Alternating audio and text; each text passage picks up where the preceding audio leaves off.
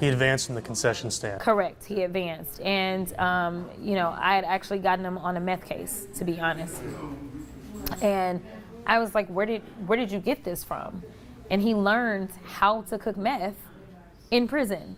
That is where he learned. And so I was just like, how did this help our community? How did this help our society? We took a kid who obviously, I'm not condoning theft, but like if I think about something that a kid may do, that sounds kind of like a kid-like thing.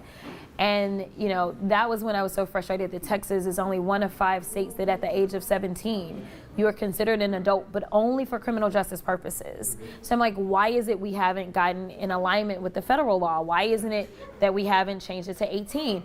When you get someone who's charged with capital murder, because of what federal law says, it's not like they're ever facing the death penalty because federal law says you can't do it. So I'm like, this makes life really complicated. And you always have an option to certify young people who say have a significant juvenile record and that kind of stuff. You can always certify somebody. So it's not that you can't charge somebody as an adult. But why were we starting there? So these are the questions that started to go off in my head. But for me, I was like, well, the prosecutor was the problem. The prosecutor had the power to decide, I'm going to reduce this to a misdemeanor, or I'm going to go ahead and give them a diversion option. And so when I ran back then, I came up with the diversion program, where if someone had a low-level, even felony, and it was nonviolent in nature, that we should give them the option of going into the military.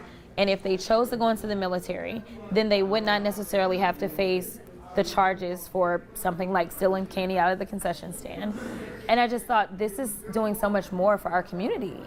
And so I was making that case. And so at 28, with $7,000, I won the early vote and lost on election day.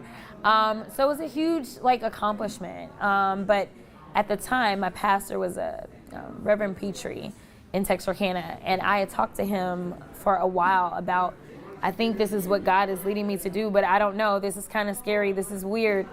And that was when he told me, I believe God really is speaking to you, but I want you to understand that just because he's telling you to run doesn't necessarily mean that you're going to win in this moment.